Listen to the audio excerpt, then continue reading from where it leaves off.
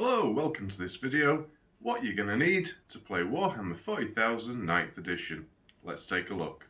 The first thing that you're going to need is the rulebook. You can't play the game without it, as this contains all the rules that you'll need to play open play, match play, and even narrative play. This one came out the Indomitus box set, or you can buy it separately from Games Workshop. In it you get a lot of fluff and some really nice pictures, but the important bits are the core rules for the game and the maps that you'll be playing on, the different missions that you'll be playing, everything that you need all in one book. The next thing that you're going to need is your chosen army's Codex Book. This book comes with a lot of interesting facts and stories about your army, what we call fluff, but also it contains all the data sheets that you will need to play your chosen force. These are very, very important, and again, you can't play the game without them. The next thing that you're going to want to pick up is the latest editions of Chapter Approved and the Munitorum Field Manuals.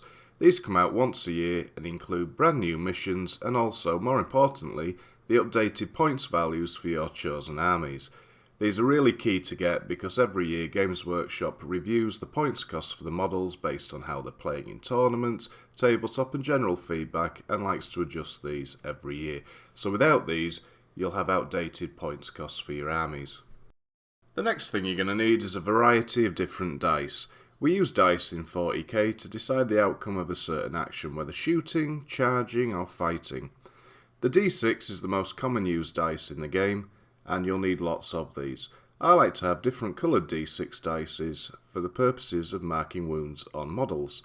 Also, it's handy to have a variety of different larger sized dice such as d12s or even d20s for your bigger units that have more wounds on them.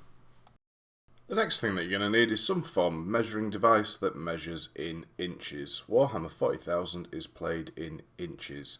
So whether that's a ruler, as seen in the picture, I commonly use a tape measure that you get from sort of any DIY store, or you can use specially designed widgets. It really doesn't matter. As long as you can measure accurately in inches, you're good to go.